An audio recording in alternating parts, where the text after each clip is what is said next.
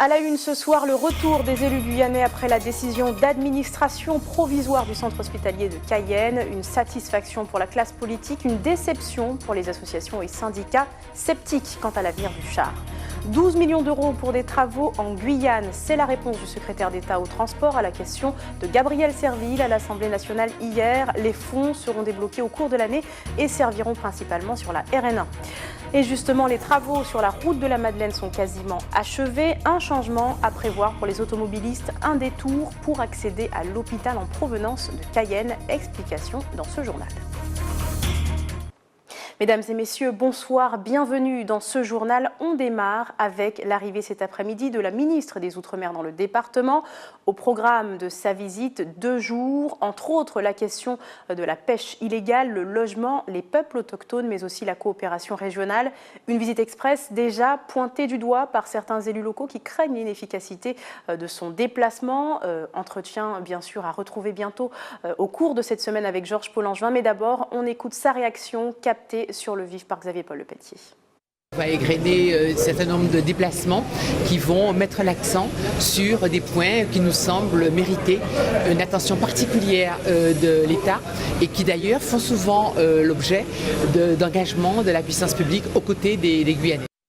Et cet après-midi également, le retour du président de la CTG et des parlementaires guyanais après la rencontre hier avec la ministre de la Santé. La mise en place d'une administration provisoire au centre hospitalier de Cayenne reste bien sûr au cœur des préoccupations. Un point avec la presse à ce sujet s'est tenu à la sortie de l'avion. Rodolphe Alexandre réaffirme son approbation avec la décision de Marisol Touraine. On l'écoute au micro de Maxime de la Houplière. Ils ont la mine fatiguée, mais ils sont satisfaits. Les parlementaires guyanais ont parlé d'une seule voix à Marisol Touraine au ministère de la Santé. Des mesures ont été prises. La ministre, dans sa déclaration, a dit de façon très solennelle qu'elle mettait en place une administration provisoire pour mettre fin à la mission du directeur actuel, parce que dans toutes les questions qui avaient été posées, il s'agissait de la gouvernance en premier lieu. Ensuite, au niveau du choc, des moyens seront mis en place et particulièrement une garantie sera donnée dans l'emprunt qui sera fait pour que le choc puisse reprendre un fonctionnement normal. Et sur l'hôpital de Cayenne, Madame de Singly, la missionnaire, reviendra. L'IGAS, l'inspection générale de l'administration, sera aussi présente pendant un certain temps pour remettre en état de marche toutes les instances qui devront produire un plan d'investissement pour que l'hôpital, le char, puisse partir vers une nouvelle direction. Mais cette entrevue ne constitue qu'une étape.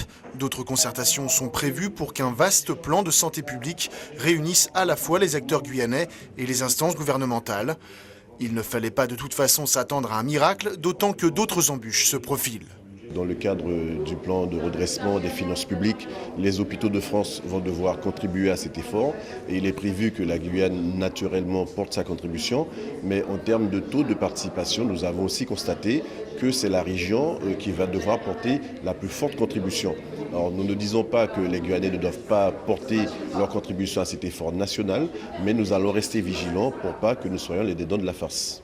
84 lits devraient être supprimés en Guyane, soit 18% de la capacité totale. Encore un point que les parlementaires essaieront de négocier. Et un peu plus tôt dans la journée, c'est le syndicat des médecins qui s'est exprimé sur cette question. Même si le départ de l'actuel directeur est une avancée encourageante pour le collectif, cela ne suffit pas. Il ne faut pas que l'action de l'État s'arrête ici. L'administration installée pour 6 mois devra proposer un vrai projet pour le char. Mia Pierre. Le premier pas est fait. Le directeur du centre hospitalier André Rosemont, Dominique Delpech, est démis de ses fonctions. C'était l'un des souhaits de l'intersyndicale formé au sein de l'hôpital de Cayenne. Mais cette nouvelle annoncée hier par la ministre de la Santé ne satisfait pas totalement. Pour l'intersyndicale, il manque des éléments qui prouvent qu'elle a pleinement été entendue. Nous nous sommes battus pour qu'il y ait un hôpital de qualité, un hôpital de référence qui est le CHAR. Mais pour que nous puissions avoir cet hôpital de qualité, il faut que les éléments soient réunis. Je veux parler de la problématique des créances. Il y a une ardoise qui existe et là-dessus, la ministre n'a pas communiqué d'informations. Et c'est là notre interrogation. Les mesures qui ont été prises sont des mesures symptomatiques. On a apporté un traitement d'une phase aiguë de la situation. Mais la maladie reste là. Donc ce n'est pas en faisant sauter un directeur et en réinjectant des finances pour payer les dettes qu'on va avancer. Il faut investir. Il faut investir, donc il faut innover. Tous voudraient croire que c'est une première étape et que derrière, il y aura des annonces pour résoudre les difficultés que rencontre l'hôpital, tant au niveau financier, matériel qu'humain. Tout sera remis à plat avec le nombre des effectifs, le nombre de médecins qu'il faut et bien sûr le plan d'investissement qui va réhabiliter dans un premier temps toutes les structures des unités qui sont vétustes et dans un autre temps à moyen terme et à long terme un travail sur un projet d'un nouvel hôpital.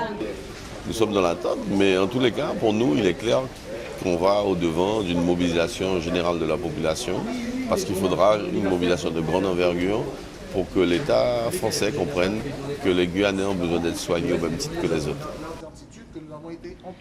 L'intersyndicale reste vigilante et demande à ce que la préfecture et les élus soient attentifs aussi. L'objectif est de travailler avec toutes les forces vives pour mener l'hôpital vers l'excellence. Des fonds vont être débloqués par le gouvernement pour des travaux principalement sur la RN1. Le député Gabriel Serville interpellait hier le secrétaire d'État chargé des Transports sur l'état du réseau routier en Guyane pendant la séance de questions au gouvernement. La réponse d'Alain Vidalis, une enveloppe exceptionnelle de 12 millions d'euros sera mise à disposition. Marie-Aude Kléber. Monsieur le ministre, vous avez annoncé la mise en place d'un plan d'investissement exceptionnel en 2016 pour l'entretien du réseau routier national et des voies navigables à hauteur de 150 millions d'euros. J'aimerais que vous m'indiquiez quel montant sera réservé à la Guyane.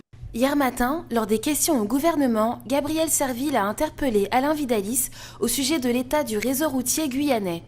Le secrétaire d'État chargé des Transports a annoncé le déblocage d'une enveloppe exceptionnelle.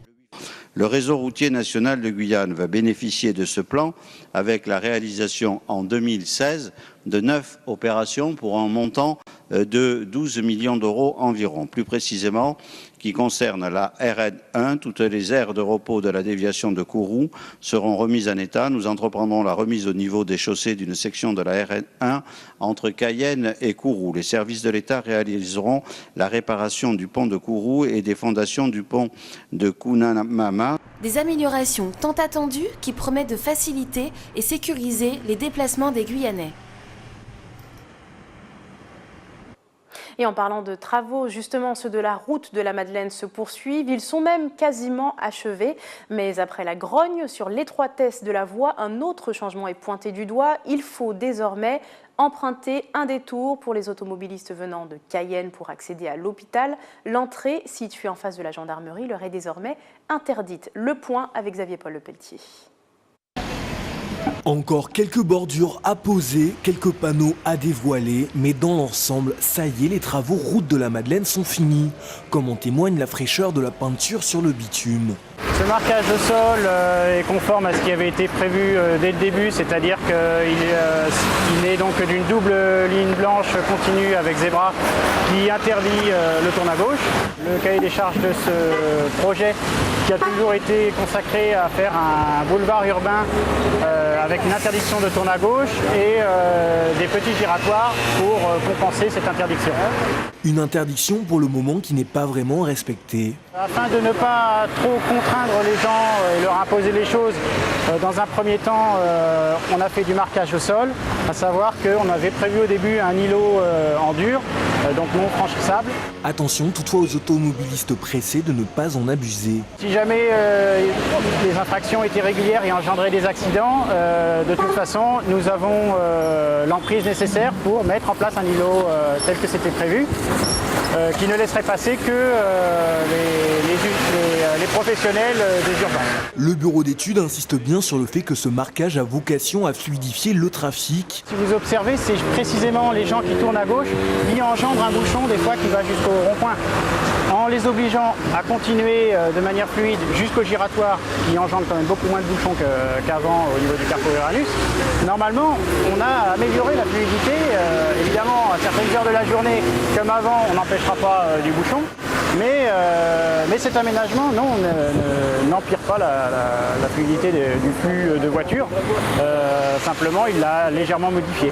Reste aux conducteurs à s'y habituer pour en prouver l'efficacité. Restez avec nous dans quelques instants. Nous recevons sur ce plateau le conseiller municipal au sein de l'opposition de la mairie de Cayenne, Alex Wehmer. Et puis nous reviendrons sur l'annonce du renoncement des élus à leurs avantages. Nous parlerons également de l'allaitement maternel au lendemain de la journée nationale, internationale de cette question, avec un reportage à suivre dans quelques minutes. Mais avant cela, un nouvel appel à la mobilisation contre la loi travail a été lancé par plusieurs syndicats au niveau national. Il est relayé chez nous par une intersyndicale de l'éducation, mais le syndicat SE-UNSA ne sera pas dans les rues. Cette fois, il se dit plutôt favorable à la négociation qu'à la protestation. Écoutons le secrétaire général du syndicat au micro de Maxime Delauplière. Il y a un pôle réformiste au niveau national, puisque nous sommes sur un volet interprofessionnel, privé, public, où les discussions sont en cours, avec un texte initial qui était quasiment nauséabond, qui a été travaillé tout de suite après les négociations. Et aujourd'hui, nous avons eu quand même quelques certitudes, quelques éléments ont été abandonnés. Et pour nous, alors que le projet aujourd'hui n'est toujours pas satisfaisant, mais le travail de revendication, de négociation doit continuer. Et ce que nous reprochons à cette mobilisation aujourd'hui, c'est que ça ressemble un petit peu à une mobilisation fourre-tout dans laquelle on y retrouve le dégel du point d'indice, dans laquelle on peut y retrouver aussi un certain pôle anti-réforme du collège. Et donc nous ne pouvons nous associer à cette mobilisation. Pour nous, le travail continue. C'est la même logique pour le dégel du point d'indice. Nous avons obtenu 1,2 alors que l'administration, le ministère annonçait 1 point et que nous sommes sur 5 années de gel complet. Donc nous sommes sur la même méthode, puisque tout le monde s'accorde à dire que la situation n'est pas bonne, mais certains veulent le statu quo et là nous pouvons y souscrire. Concentration et calculatrice au programme hier à la collectivité territoriale de Martinique. En 5 heures de plénière, les élus n'ont abordé que 3 points à l'ordre du jour. Beaucoup de temps consacré essentiellement à l'analyse des fonds laissés par la précédente majorité du Conseil général. L'après-midi, ce sont les comptes du Conseil régional qui ont été passés à la loupe des finances que certains estiment désastreuses quand l'opposition affirme avoir laissé un solde positif. Une affaire de gros sous que nous explique Sabrina Doré et Michelet François. Une plénière très attendue qui se déroule sous le regard d'un public attentif et passionné. Les comptes des ex-conseils général et régional sont au centre de toutes les attentions. La séance avait commencé à se jouer dès le week-end de Pâques avec les déclarations par voie de communiqué des 2 chefs de file, Daniel Marie-Sainte et Jean-Claude Duverger. L'opposition annonçant des comptes positifs de 9 millions d'euros et la majorité un déficit de 80 millions. L'heure de vérité était très attendue. Toutes les factures de souffrance, toutes les dépenses engagées qui n'ont pas fait l'objet de mandat, pour lesquelles ceux qui attendent les sorts ne s'impatientent, nous harcèlent, nous disent qu'il faut payer, il faut payer. Finalement, le département a un déficit net de 7 700 000 euros. 7 millions qui auraient dû être, je dirais, couverts par des recettes en 2015 sont payés déjà depuis le début de cette année 2016 et par conséquent vont manquer en ressources pour le budget 2016 parce que les résultats du compte administratif seront repris évidemment dans le budget que la CTM va élaborer. Un montant que conteste l'ex-vice-président du Conseil général qui dénonce des calculs tronqués. Ce déficit a été voulu, c'est une opération médiatique et j'ai qualifié ce compte d'insincère. Et je me suis appuyé sur les arguments que j'ai présentés pour identifier toute une série de recettes qui n'avaient pas été comptabilisées alors qu'elles devraient l'être sur l'année 2015. Et j'ai aussi identifié sur le plan des dépenses 2 catégories de dépenses qui étaient inscrites de manière indue. Alors j'ai rajouté à ces recettes à partir du solde des recettes qui nous avaient été présentées et j'ai déduit les dépenses qui pour moi sont insincères et j'arrive à un excédent de 7,5 millions sur le compte administratif du Conseil général. Finalement, les comptes ont été actés à l'unanimité, moins les 17 membres de l'opposition. De retour en Guyane, nous recevons maintenant Alex Wehmer, conseiller municipal au sein de l'opposition à la mairie de Cayenne. Bonsoir. Bonsoir. Merci d'avoir accepté notre invitation. Vous êtes aussi d'ailleurs un ancien compagnon de route de l'actuel maire de Cayenne. Nous revenons avec vous ce soir sur l'annonce faite lors du conseil municipal jeudi dernier. Les élus de la majorité renoncent à leurs indemnités pour une durée déterminée. Elle n'a pas été précisée, disent-ils, par solidarité face aux difficultés que rencontre la commune de Cayenne. Selon vous, est-ce que ça va permettre d'améliorer la situation? C'est d'abord un beau coup de com', comme on dit, en langage populaire. Non, c'est un processus de communication connu. Maintenant, on dit aussi que les petits ruisseaux font les grandes rivières, mais le budget des indemnités annuelles est de l'ordre de 300 000 €. Il semblerait que l'abandon des indemnités serait pour 3 mois, donc 25 000 €. C'est pas avec ça qu'on va redresser les comptes de la ville de Cayenne, c'est évident. Ça fait quand même 3 680 € pour le maire, 1 600 pour les adjoints. C'est quand même un geste symbolique fort, non? C'est un coup de communication que je salue, parce qu'effectivement c'est réussi. Mais l'intérêt pour nous, c'est de savoir comment on va redresser les comptes de la ville. Et c'est ça qui est important.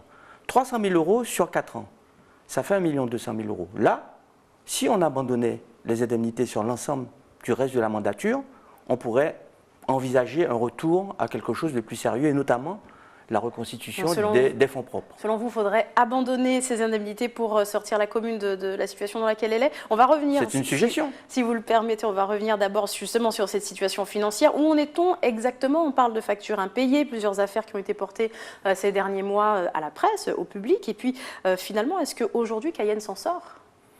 Alors, je ne suis pas aux commandes, je ne suis qu'un simple conseiller municipal d'opposition.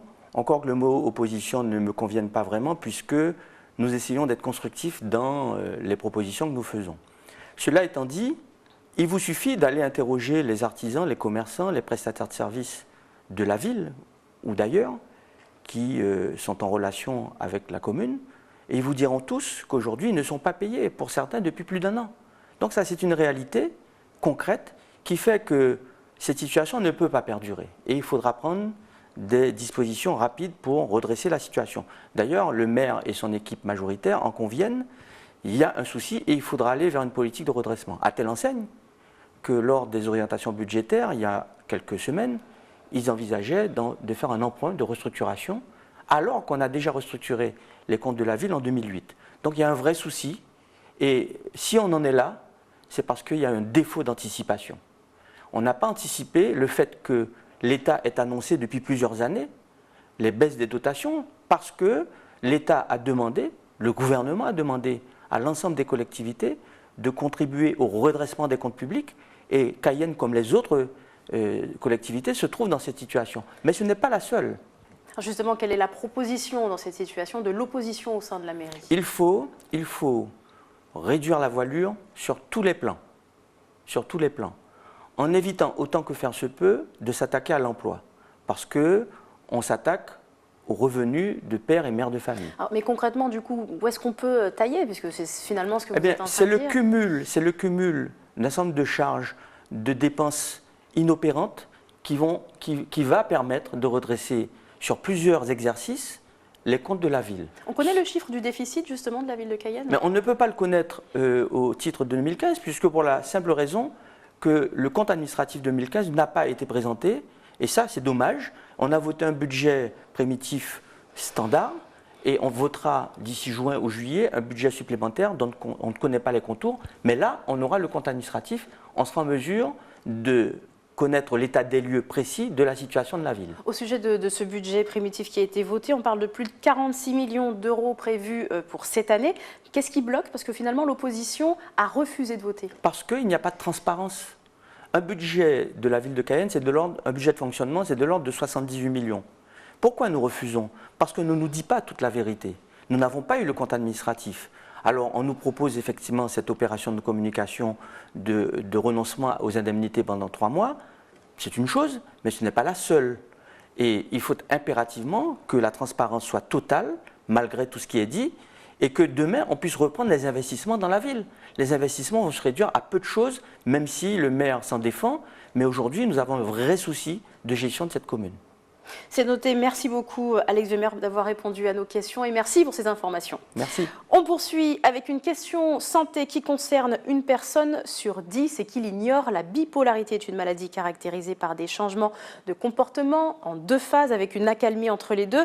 Et c'était la journée mondiale de lutte contre cette pathologie. Les médecins préconisent aux proches des personnes atteintes d'être très attentifs aux variations d'humeur qui peuvent avoir des conséquences graves sur la santé de chacun. On écoute tout de suite les précisions d'un psychiatre, Yves Simkovic, au micro de Mia Pierre. Ça concerne environ 1 à 2% de la population, donc de gens qui sont étiquetés bipolaires. Il y a des gens, bon maintenant qu'on en parle, les gens autour d'eux vont voir des gens qui sont peut-être bipolaires, qui n'ont jamais été soignés. Donc il y a des gens qui sont bipolaires sans le savoir, et il y a des gens qui sont bipolaires, et ça prend des proportions tellement importantes qu'ils sont souvent hospitalisés. Afin d'éviter l'hospitalisation, il faut traiter les premiers symptômes, notamment par des mesures médicamenteuses, voire psychothérapiques. Le rôle de l'entourage est très important, notamment dans les cas des couples. Il faut que le conjoint soit à l'écoute de la pathologie de sa femme ou de son mari ou de son compagnon, et dès les premiers symptômes, signale à celui-ci qu'il faut qu'il aille voir son médecin parce qu'il est en train de redécompenser. Parce que les gens qui sont en phase de redécompensation ne s'en rendent pas compte. Les gens qui sont déprimés ne s'en rendent pas compte et on peut aller vers des perspectives de suicide. Donc le rôle du conjoint, d'entourage, des parents, des frères, des sœurs, de la fratrie est important dans les cas à la fois de dépression, mélancolie et à la fois dans les cas d'excitation, hypomanie, voire accès maniaque franc. Autre question santé, celle de l'allaitement des bébés pour une meilleure croissance. L'Organisation mondiale de la santé estime que si chaque enfant était allaité jusqu'à l'âge de 2 ans, on sauverait près de 800 000 vies chaque année. Reportage en Guadeloupe avec Loïs Ignace. Séverine Méridan est une jeune maman. Elle a choisi d'allaiter sa petite fille âgée aujourd'hui de 4 mois. La jeune maman profite de sa dernière semaine avec Naël avant de reprendre le travail. La jeune femme s'est organisée pour poursuivre l'allaitement durant son activité professionnelle. Je vais déjà essayer de m'organiser par rapport à mon travail, essayer de profiter de l'heure de l'allaitement puisque ça existe au niveau de mon emploi. Et puis donc au fur et à mesure, essayer de glisser vers un allaitement par biberon et en tout cas essayer d'en profiter un max et voir si je peux encore allaiter pendant 1 mois, 1 ou 2 mois. Pour les femmes qui le peuvent et qui le veulent, allaiter est la suite logique après la grossesse. Le lait maternel, une valeur nutritionnelle pour le développement de l'enfant. Le lait maternel permet d'apporter des anticorps, donc permet de mettre en place tout ce qui a trait aux défenses de l'organisme.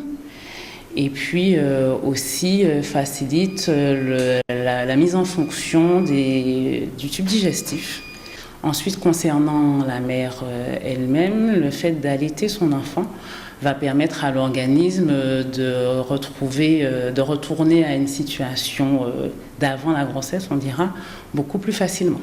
Puisque le fait d'allaiter va faciliter le retour à une position normale des organes, en particulier de l'utérus. Et donc, ça va faciliter aussi la récupération suite à la naissance de l'enfant. Allaiter comporte plusieurs avantages tels que la diminution du risque du cancer du sein et la perte des kilos de la grossesse. Pour finir ce journal, un mot de sport avec bien sûr la victoire hier soir de nos Yana Doko sur la pelouse d'Edmar Lama, Remire Montjoly.